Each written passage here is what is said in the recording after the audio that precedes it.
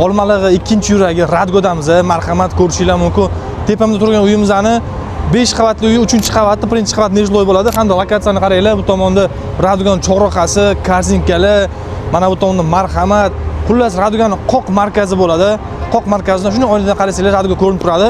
Hozir uy ichkarisiga kirib, sizlarga hammasini batafsil ko'rsatamiz. Uy ichkarisiga kirishinglar bilan sizlarni mana shunaqangi chiroyli koridor kutib oladi, hamda remont holatlariga alohida baho berib qo'yasizlar. Oshxona mebel jihozlari hamda balkonda yasatilgan jihozlar va konditsioner ham uyda qoldiriladi. Hojatxona hamda yuvinish xonalari ham alohida joylashgan bo'ladi. Va mehmonxonani ko'rishinglar mumkin. Mehmonxonaning holatlari ham yaxshi holatda.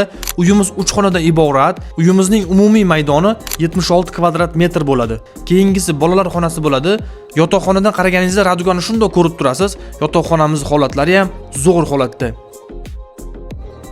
Mana uyimiz o'zingizlar ko'rdinglar, remontlar ideal holatda bo'lgan. Ikki tomonlama oynalari bor. Bu tomonga qaragan ham tashqari tomonga qaragan ham oynalari mavjud. Mana shu uyimizga egalari tomonidan 46 ming dollar so'rashmoqda. Bemalol kelib, mana shu uy ko'rsanglar ham bo'ladi, xohlasanglar bank orqali sotib olsanglar ham bo'ladi. Batafsil ma'lumotlarni olish hamda kelishish uchun pastda egalarining telefon raqamlarini qoldirib qo'yamiz.